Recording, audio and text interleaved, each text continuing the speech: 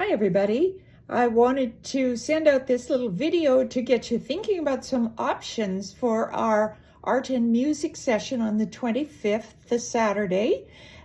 We're still working with the plants. We're still hooking them to synthesizers as the inspiration for whatever you'd like to create on that day. But I've pushed things a little further and I wanted to plant a few seeds and find out also specifically if you're interested in one technique, because I have to get some extra supplies. So very simply, I'm working off a few simple things. I'm still working with my Madagascar jewel plant, which is where I started with all of this. And if you remember on our first session, I showed you this one, and this was in the first video we made also.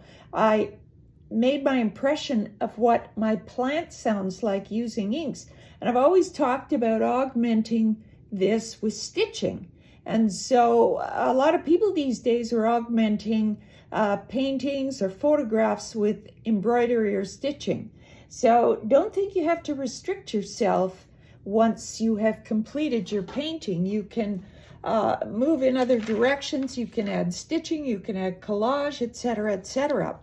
But so on the 25th, feel free to carry on with painting again if you just enjoy painting and listening to the plants and being around others while we make art. Or you can branch out into collage. Not a lot of you have done collage, or mix all of that up in some way. But what got me started on what I'm about to show you is Grant got this thing called a digital microscope and started taking pictures with it, which feeds into your cell phone and then downloads into your photographs. And of course, then I had to have one too. And so working still with my Madagascar jewel plant, I took this photograph with my digital microscope. And then I thought, well, what am I going to do with this? So I took a couple of the watercolor surfaces that I had done before for various reasons, and I know a lot of you have produced things like this while we're in our class. So there's a light colored one and there's a more intense vivid one. And I thought, hey, I know what I can do. I'm going to combine my digital photograph with each of those, what I will call substrates, pull it into Photoshop, and this is what I got. It's a really easy process. So there's one variation. Here's what it looks like on the lighter background. Another variation. And another one. And so we're pretty sure we can achieve that very simply during our class time if that is something that you really like. The other thing I did with those substrates is I thought, well, I just combine them with the plants. What does it look like if I put the two substrates together using Photoshop? So these two. And so here's one. Another variation. Another one.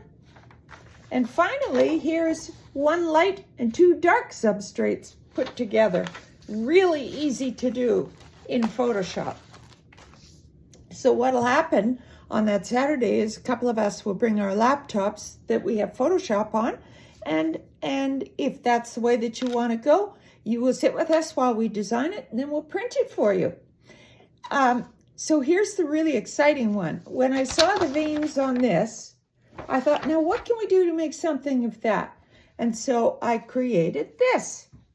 Now, if you can see it from the side, this came off the idea of paper toll, if you remember that craft from a number of years ago. So what it is it's five pictures of the same plant, my microscope plant, and then you cut out the veins with scissors. So there are 4 layers stacked up with silicone adhesive, which holds the layers apart. So it's very dimensional. Okay, I don't know whether you can see it there. Anyhow, that's one thing we can do, or just simply one layer on one of the combined substrates. So if you just want to add some interesting texture to one of the layers. So those are are some different options for the 25th I want you to think about. But if you want to do something where you're cutting the veins out and using silicone adhesive, I need to know you're really keen to do that. What we can do is we can let you take pictures. We can print those pictures, 5 copies on the spot, and you can start cutting and gluing.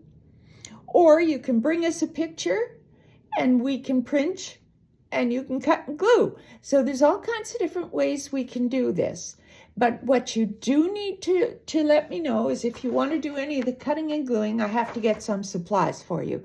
So if you could let me know by the Monday before class, that would be fabulous, just by return email. Thanks, everyone.